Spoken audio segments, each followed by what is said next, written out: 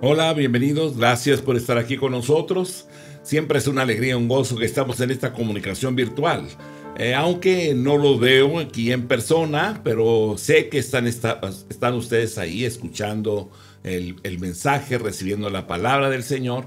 Y por esa causa, esa razón, nos alegramos, nos gozamos. Sabemos que detrás de estas cámaras hay muchas personas escuchando el mensaje. Así que bienvenidos todos, gracias por estar aquí. Siempre es una bendición y deseamos y anhelamos con todo nuestro corazón que la palabra que ustedes reciban sea una palabra viva, una palabra eficaz, una palabra que amplíe la visión, el conocimiento, de tal forma que al leer la Escritura podamos ir entendiendo los tiempos, los lugares, conociendo, ¿verdad?, la historia de Israel. Así que gracias, bienvenidos todos, y vamos a orar y a poner todo en las manos de aquel que nos llamó de las tinieblas a su luz admirable. Quiero que cierre sus ojos, ahí en su lugar, en su casa, en su hogar, habiendo llamado ya a toda su familia, estando sentados alrededor de la mesa, pues podamos recibir hoy, ¿verdad?, este mensaje. Así que vamos a orar. Cierre sus ojos y oremos. Señor, muchísimas gracias. Eres bueno y fiel, Padre. Nos ponemos en tus manos.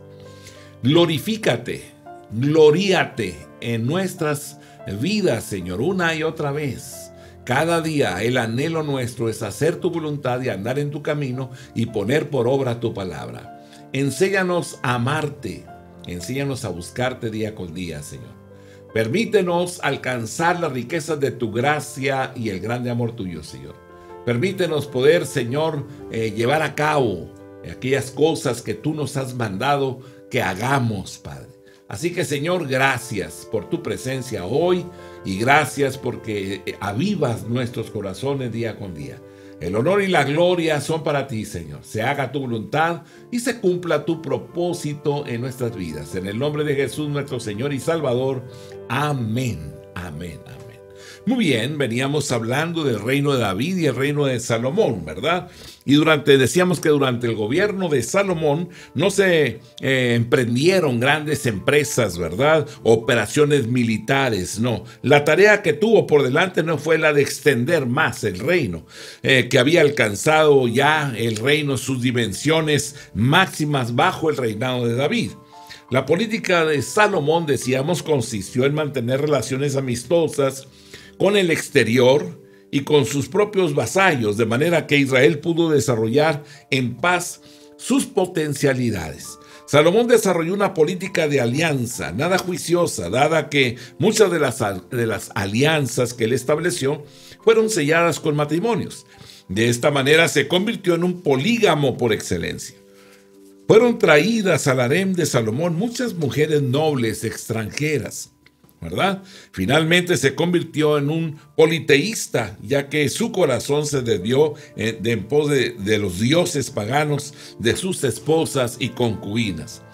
700 esposas y 300 concubinas. Así que Dios había prohibido que se unieran en relación marital o matrimonial, ¿verdad?, con las gentes de alrededor de Jerusalén. Pero Él lo hizo. Resumiendo las características del reinado de Salomón, decíamos, podemos señalar que realizó una alianza beneficiosa con Tiro, ciudad fenicia. Fueron fortalecidas y convertidas en bases militares las ciudades clave, incluyendo Jerusalén. Fortaleció el ejército desarrollando carros de combate. Fortaleció o fomentó la industria y el comercio terrestre y marítimo. Fomentó la construcción de un complejo de edificaciones, entre ellas el más importante, el templo, ¿verdad?, de Jerusalén.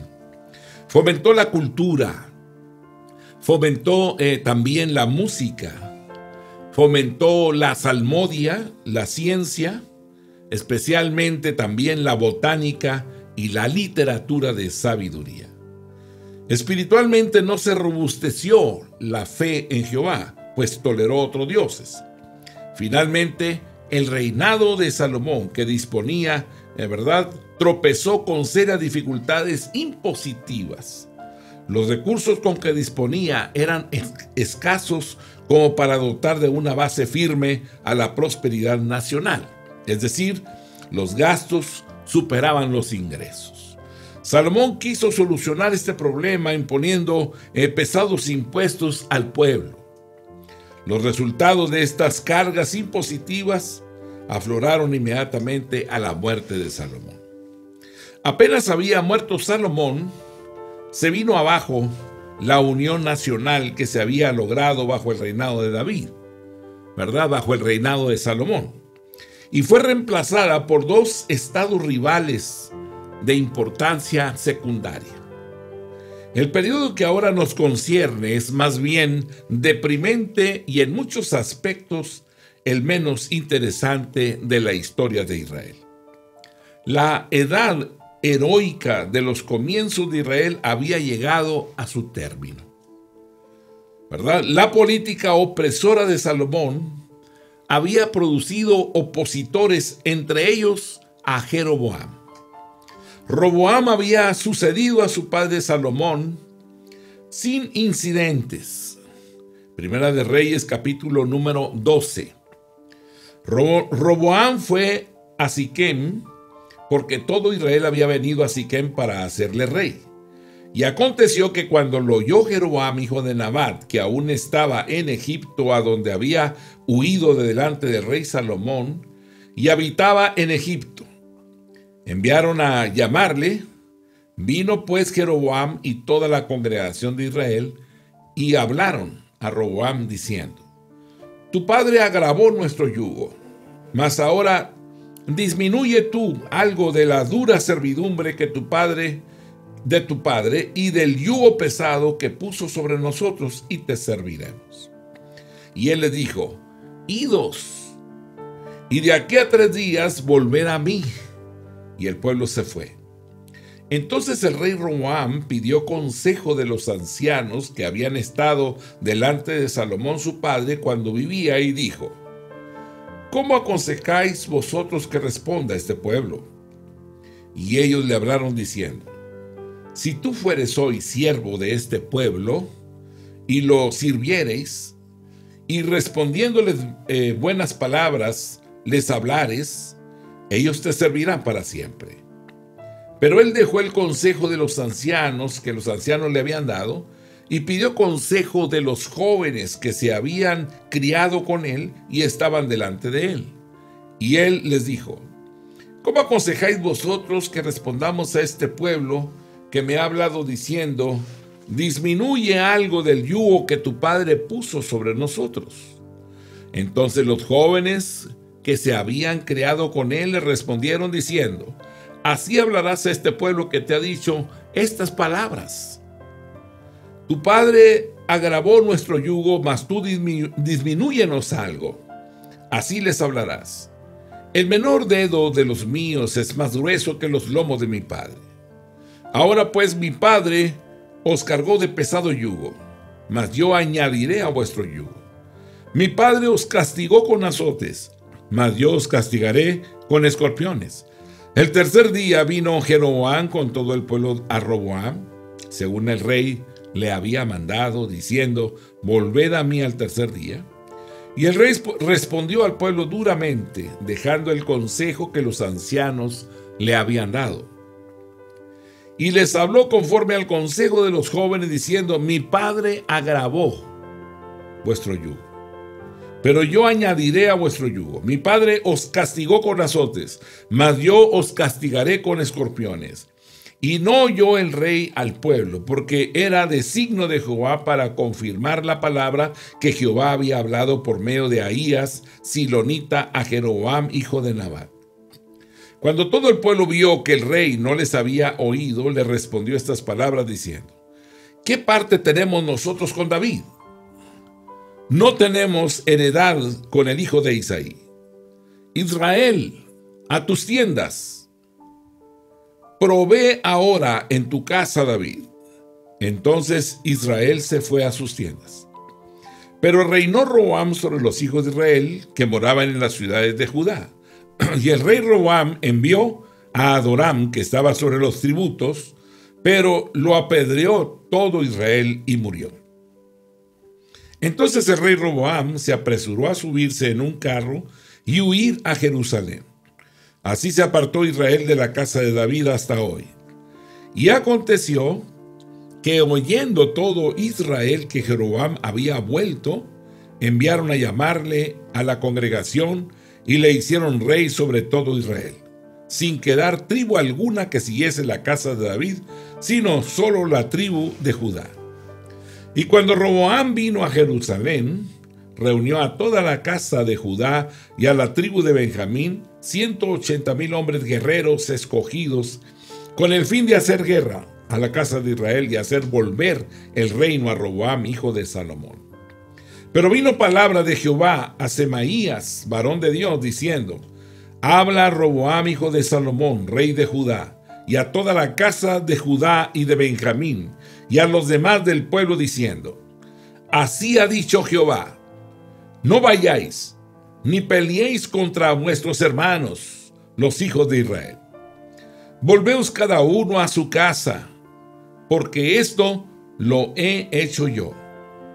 Y ellos oyeron la palabra de Dios, y volvieron y se fueron, conforme a la palabra de Jehová. Entonces reedificó Jeroboam a Siquem en el monte de Efraín, y habitó en ella. Y saliendo de ahí, reedificó a Penuel. Y dijo Jeroboam en su corazón: ahora se volverá el reino a la casa de David, si este pueblo subiere a ofrecer sacrificios a la casa de Jehová en Jerusalén, porque el corazón de este pueblo se volverá a su señor Roboam, rey de Judá, y me matarán a mí, y se volverán a Roboam, rey de Judá. Y habiendo tenido consejo, hizo el rey 2 becerros de oro, y dijo al pueblo: bastante habéis subido a Jerusalén. He aquí tu dioses, oh Israel, los cuales te hicieron subir de la tierra de Egipto. Y puso uno en Betel y el otro en Dan. Y esto fue causa de pecado, porque el pueblo iba a adorar delante de uno hasta Dan. Hizo también casas sobre los lugares altos, e hizo sacerdotes de entre el pueblo, que no eran de los hijos de Leví. Entonces instituyó Jeroboam fiesta solemne en el mes octavo, a los 15 días del mes, conforme a la fiesta solemne que se celebraba en Judá. Y sacrificó sobre un altar. Así hizo en Betel, ofreciendo sacrificios a los becerros que había hecho. Ordenó también en Betel sacerdotes para los lugares altos que él había fabricado. Sacrificó pues sobre el altar que él había hecho en Betel a los 15 días del mes octavo, el mes que él había inventado de su propio corazón. E hizo fiesta a los hijos de Israel, y subió al altar para quemar incienso.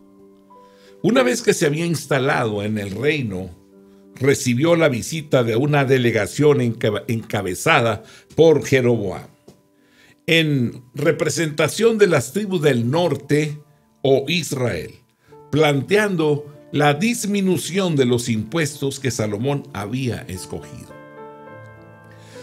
Esta disminución de la pesada carga era la condición para apoyar a Roboam. Si Roboam hubiese tenido sabiduría y tacto, hubiera superado el problema. Pero la arrogancia y necedad lo llevaron a despreciar el sentimiento de sus súbditos. Actuando según el juicio de los jóvenes consejeros, rechazó de una forma insolente las peticiones. Entonces los representantes de Israel, encabezados por Jeroboam, anunciaron airadamente su ruptura con el reino encabezado por Roboam. El cisma, o esta ruptura, se produjo en el año 931 antes de Jesucristo. Las consecuencias fueron desastrosas. Israel y Judá se convirtieron en estados de segundo orden, rivalizando y guerreando. De esta manera se debilitaron mutuamente, y el viejo antagonismo del sur contra el norte reapareció. Jeroboam fue nombrado rey de Israel. Y aconteció que, oyendo todo Israel, Primera de Reyes 12:20, que Jeroboam había vuelto, enviaron a llamarle a la congregación, y le hicieron rey sobre todo Israel, sin quedar tribu alguna que siguiese la casa de David, sino solo la tribu de Judá. El cisma, la ruptura, se produjo en dos aspectos: en el aspecto político y a la misma vez también religioso. Se establecieron dos centros políticos y dos centros de adoración que rivalizaban y competían. Esta actitud causó la ruina de la nación. Para las dos tribus del sur, el centro era Jerusalén, donde se rendía culto a Jehová en el templo. Pero Joroboam iba a hacer lo imposible por impedir a las tribus de sus dominios venir a Jerusalén. Jeroboam se dio cuenta de que la religión debía de ocupar un lugar preponderante en la vida de su nuevo estado. Y entonces estableció nuevos centros religiosos, erigiendo santuarios en Betel y en Dan. La elección de estas dos ciudades tenía razones geográficas y a la misma vez también religiosas. Jeroboam, al erigir nuevo centro religioso, hizo revivir el becerro de oro como el Dios que había sacado a Israel de Egipto. Jeroboam llevó a Israel a la idolatría. Primera de Reyes, capítulo 12, versículos 29 y 30. Y puso uno en Betel y el otro en Dan. Y esto fue causa de pecado, porque el pueblo iba a adorar delante de uno hasta Dan. El centro político de Israel se estableció en varias ciudades, primeramente en Siquem, luego también en Peniel y finalmente en Samaria. Primera de Reyes, capítulo 12, versículo número 25. Entonces reedificó Jeroboam a Siquem en el monte de Efraín y habitó en ella, y saliendo de allí reedificó a Penuel. El reino del norte mantuvo su cohesión durante el tiempo que Jeroboam gobernó, que fue de 20 años. Pero después de su muerte, el pueblo entró en la anarquía política, llena de conspiraciones y asesinatos palaciegos. Esto hizo que el reino se fuese debilitando hasta caer definitivamente en poder de Sargón II, rey de los asirios. En el año 772 después de Jesucristo, siendo la capital del reino la ciudad de Samaria. Así el reino del norte desapareció como estado. El centro político del sur, Jerusalén, se mantuvo por más de un siglo después de la caída de Samaria, cayendo también finalmente en poder de Nabucodonosor, rey de Babilonia, en el año 586 a.C. Siendo llevados al cautiverio, el pueblo desapareció como estado independiente por más de 2 siglos. Al producirse la división del reino y establecerse 2 reinos en competencia, en rivalidad, en guerra, llegó su decadencia. Una casa dividida contra sí misma no prevalece. Primeramente fue conquistado el reino del norte y después el reino del sur. El primero fue conquistado por Sargón II, rey de Asiria, y el segundo por Nabucodonosor, rey de Babilonia. La conquista del reino de Judá, reino del sur, dio lugar a la deportación y al exilio. Los judíos que fueron llevados a Babilonia eran los dirigentes políticos, eclesiásticos, intelectuales del país. Todos estos fueron seleccionados para la deportación. En Jeremías 52 se da a entender que hubo 3 deportaciones y el número de los hombres fue de 4,600. Tal vez en este grupo no se incluya a las mujeres. El número de los deportados aparentemente no era numeroso, pero evidentemente constituye las personas más representativas del país, empezando con el rey Sedequías, quien fue llevado entre los cautivos. La suerte del pueblo llevado en cautiverio parece no haber sido extremadamente severa. Fueron ubicados al sur de Mesopotamia, no lejos de la misma Babilonia, y no fueron dispersados entre la población local, sino bajo asentamientos en establecimientos propios. Ezequiel capítulo 3 versículo 15 nos dice: y vine a los cautivos en Tel Aviv, que moraban junto al río Quebar, y me senté donde ellos estaban sentados, y ahí permanecí 7 días atónito entre ellos. Al pueblo en cautiverio se le permitía construir casas, dedicarse a la agricultura. Jeremías 20, versículo 5. Entregaré asimismo toda la riqueza de esta ciudad, todo su trabajo y todas sus cosas preciosas. Y daré todos los tesoros de los reyes de Judá en mano de sus enemigos, y los saquearán y los tomarán y los llevarán a Babilonia.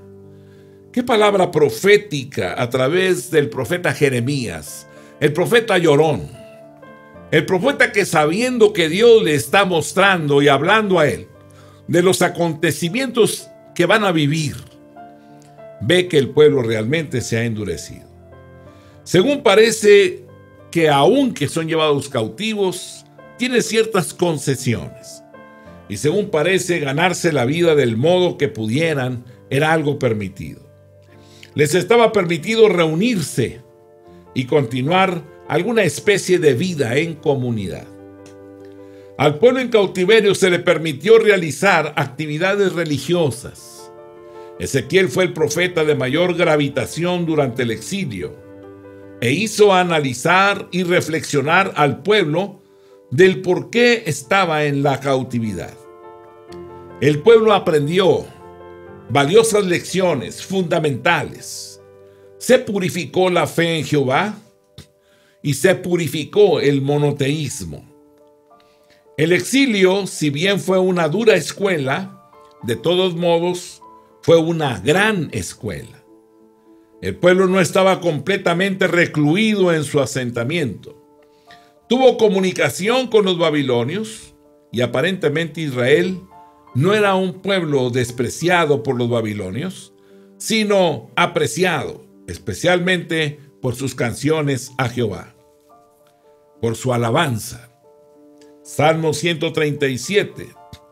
Junto a los ríos de Babilonia, ahí nos sentábamos y aún llorábamos, acordándonos de Sión, porque los sauces en medio de ella, ¿verdad? Sobre los sauces en medio de ella colgamos nuestras arpas.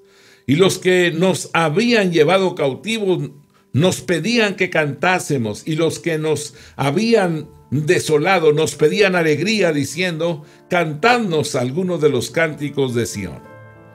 ¿Cómo cantaremos cánticos de Jehová en tierra de extraños? Si me olvidare de ti, oh Jerusalén, pierda mi diestra su destreza. Mi lengua se pegue a mi paladar, si de ti no me acordare. Si no enalteciere a Jerusalén como preferente asunto de mi alegría. Oh Jehová, recuerda contra los hijos de Edom el día de Jerusalén, cuando decían: arrasadla, arrasadla hasta los cimientos. Hija de Babilonia, la desolada. Bienaventurado el que te diere el pago de lo que tú nos hiciste. Dichoso el que tomare y estrellare tus niños contra la peña.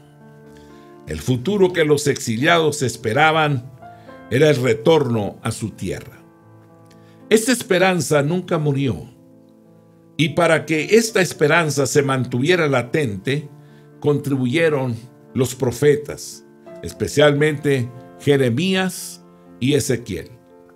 La posibilidad del retorno se dio con la desaparición de Nabucodonosor, ya que con los sucesores de Nabucodonosor, el poder de Babilonia declinó rápidamente.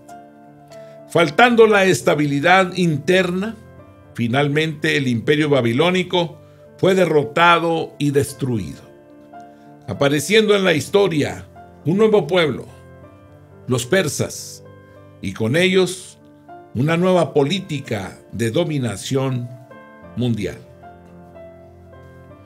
La caída del Imperio Babilónico fue un acontecimiento de gran gravitación en la historia. Había durado aproximadamente 80 años. Su política de dominación y sometimiento era menos cruel que la de los asirios, pero de todas maneras seguía siendo una dura dominación. La posibilidad del retorno de Israel a su tierra se dio con la aparición de Ciro el persa, que se levantó contra los medos, siempre en la misma Mesopotamia. Ciro realizó una triunfal carrera, primeramente sometiendo a los medos.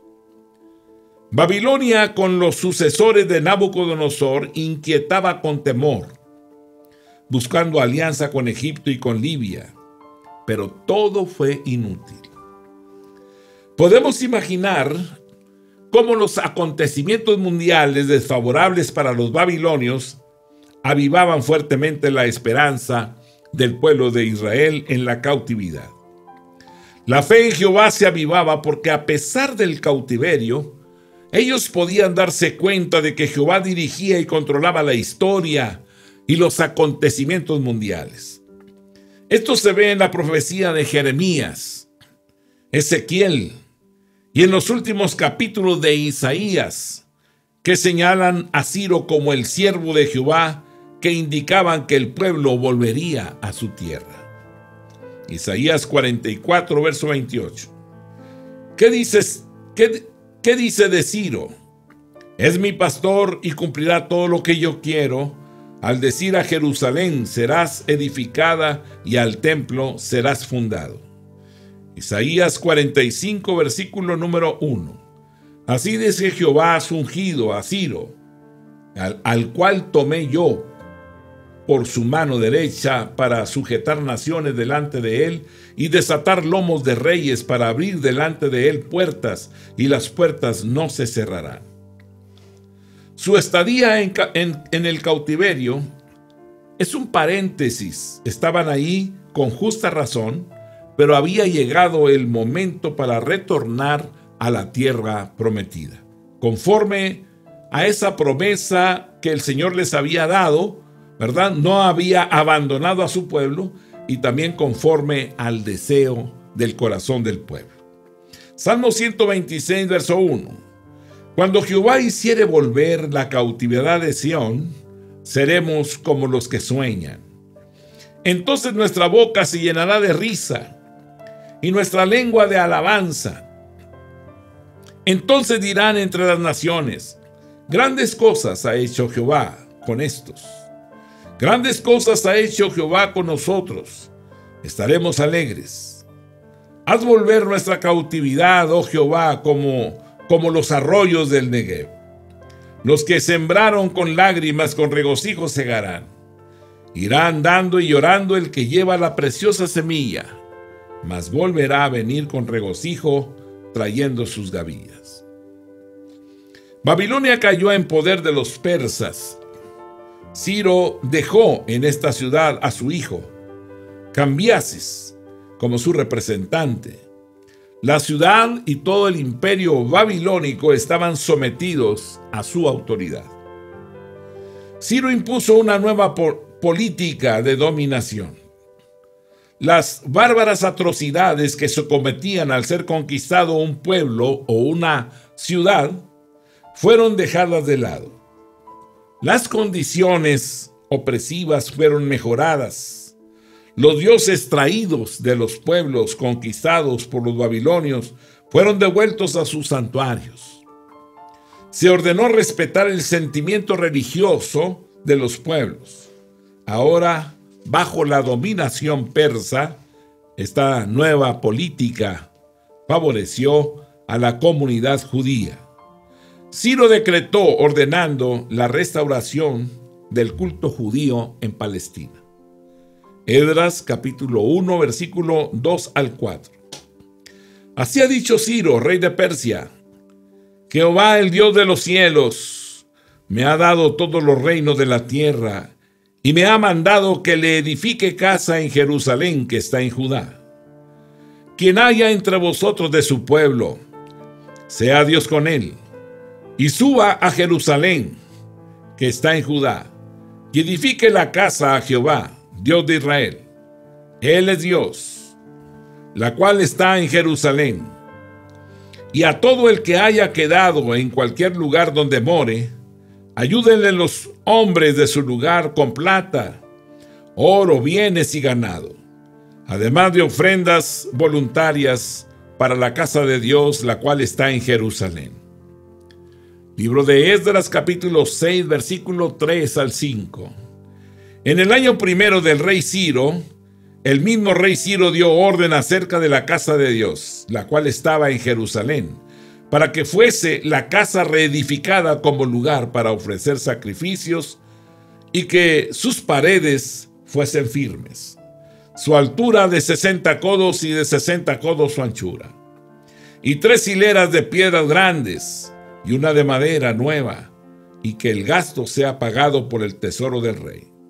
Y también los utensilios de oro y de plata de la casa de Dios, los cuales Nabucodonosor sacó del templo que estaba en Jerusalén y los pasó a Babilonia, sean devueltos y vayan a su lugar, al templo que está en Jerusalén. La disposición del rey Ciro no solamente establecía la restauración del culto, sino también permitía que los judíos que así quisieran hacer retornaran a su patria. El retorno se realizó en momentos sucesivos. De acuerdo con el libro de Esdras, el retorno lo encabezó Sesbazar, príncipe de Judá. En el trabajo del retorno y restauración en Palestina aparece también Zorobabel. Esdras capítulo 3, versículo 8 al 11. En el año segundo de su venida a la casa de Dios en Jerusalén, en el mes segundo, comenzaron Zorobabel, hijo de Salatiel, Yesúa, hijo de Josadac, y los otros sus hermanos, los sacerdotes y los levitas, y todos los que habían venido de la cautividad a Jerusalén, y pusieron a los levitas de 20 años arriba para que activasen la obra de la casa de Jehová. Yesúa también, sus hijos y sus hermanos, Cadmiel y sus hijos, hijos de Judá, como un solo hombre, asistían para activar a los que hacían la obra en la casa de Dios, junto con los hijos de Genadad, sus hijos y sus hermanos levitas. Cuando los albañiles del templo de Jehová echaban los cimientos, pusieron a los sacerdotes vestidos de sus ropas y con sus trompetas, y a los levitas hijos de Asaf con címbalos, para que alabasen a Jehová, según la ordenanza de David, rey de Israel. Y cantaban alabando y dando gracias a Jehová, y diciendo, porque Él es bueno, porque para siempre es su misericordia sobre Israel. Y todo el pueblo aclamaba con gran júbilo, alabando a Jehová, porque se echaban los cimientos de la casa de Jehová. Los recién llegados tuvieron que enfrentarse con años de opresión, años de rivalidad e inseguridad. Sus vecinos, la aristocracia de Samaria, eran abiertamente hostiles y la obra de restauración pareciera que escapaba a sus posibilidades. Sin embargo, el profeta Ageo y Zacarías alentaban, exhortaban y desafiaban al pueblo a guardar los mandamientos de Jehová y a ponerlo en el primer lugar, poner al Señor en primer lugar. Gracias al ministerio de estos profetas y otros líderes, como nos señalan Esdras y Nehemías, se pudieron vencer las dificultades y terminar la reconstrucción del templo y reavivar así el culto. La comunidad post-exílica paulatinamente fue mejorando su suerte, pero nunca más pudo recuperar la grandeza de los días de David y Salomón. La historia nos muestra, nos aclara nuestros pensamientos y nos habla de cómo Dios ha ido reconstruyendo nuestras vidas, pero sigue rodeándonos, acechando el destructor, buscando de alguna manera derribar lo que con tanto esfuerzo hemos edificado, recuperando nuestras familias, la credibilidad, la fe, la armonía en la casa, la confianza en la relación matrimonial, alimentando esa unidad familiar.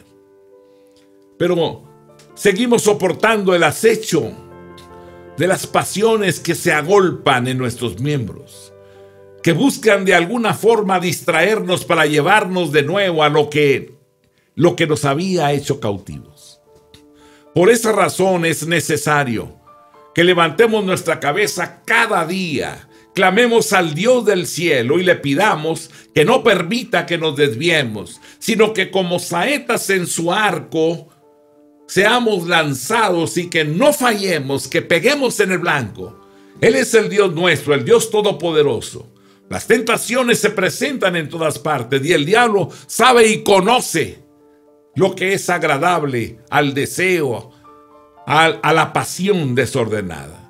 Y es ahí donde tú tienes que saber quién eres, tu identidad. ¿Quién soy? Soy un hijo de Dios, redimido por la sangre del Cordero. Tengo un valor, soy carísimo, valgo lo que la sangre de Jesús vale. Y ahí tengo que ponerme firme y permanecer, porque el Dios del cielo, un poco más, y lo veremos cara a cara, tal y como Él es. Mi amado hermano, el Dios del cielo y de la tierra te bendiga y te guarde a ti y a los tuyos y a las generaciones que te siguen. Dios te dé la sabiduría, la fuerza y la fortaleza y el poder para sembrar la preciosa semilla en el corazón de aquellos que te siguen. Gracias por estar aquí. La paz de Dios sea con ustedes. Amén.